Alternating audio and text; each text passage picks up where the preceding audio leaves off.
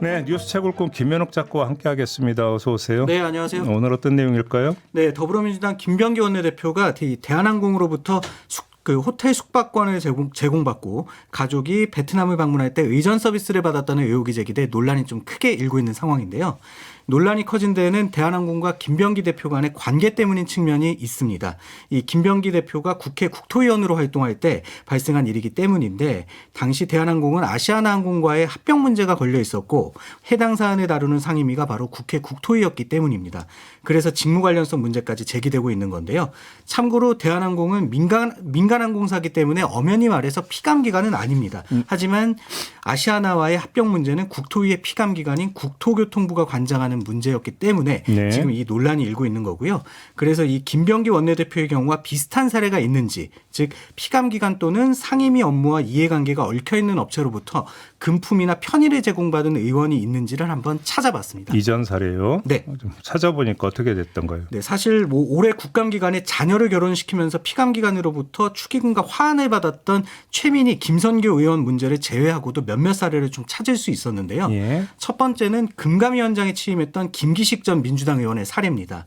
이 김기식 전 의원은 지난 2015년 국회 정무위원으로 있으면서 이 피감기관인 대외경제정책연구원의 지원으로 미국과 벨기에, 이탈리아, 스위스 등 9박 10일간 해외 출장을 다녀왔는데 이 당시에 동행했던 보좌진 한 명을 포함해 단 2명을 위해 들어간 비용이 3,077만 원으로 나타났고요.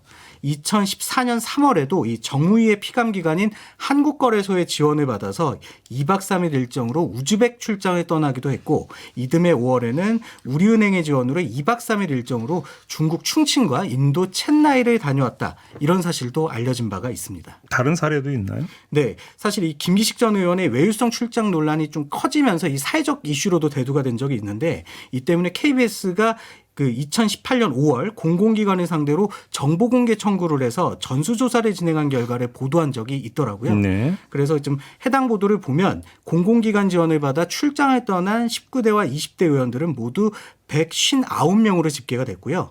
이들이 출장에 간 횟수는 무려 235차례에 달한다고 합니다. 이 한 사람이 출장 한 번 가는데 평균 640만 원 정도가 들어갔다고 하고요. 정당별로는 민주당과 그 전신인 새정치연합이 82번 그리고 자유한국당과 그 전신인 새누리당이 126번으로 나타났습니다.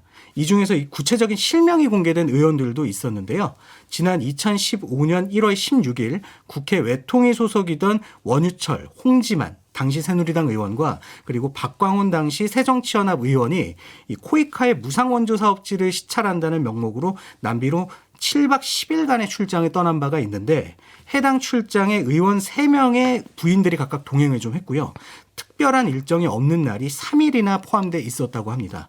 그리고 7,700만 원의 출장 비용이 들었는데 이는 모두 국회 외통위의 피감기관인 코이카가 부담한 것으로 나타났습니다. 그 의원들은 어떻게 됐어요? 그래서 좀 찾아보니까 이 김기식 전 의원의 경우에는 이 문제로 고발 조치까지 당했거든요.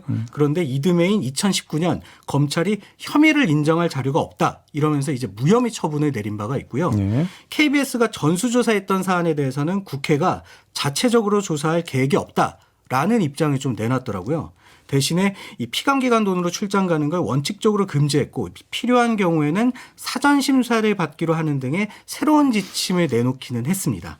그리고 여기에 2018년 7월 국민권익위가 김영란법 시행 이후에 이 피감기관 돈으로 부당하게 해외를 다녀온 국회의원이 38명이나 된다고 밝힌 바가 있는데 이후 진행된 추가 조사 결과에서는 적법한 지원이나 기관의 책임이 크다는 이유 등으로 이 제재하지 않겠다는 입장을 밝히기도 했습니다.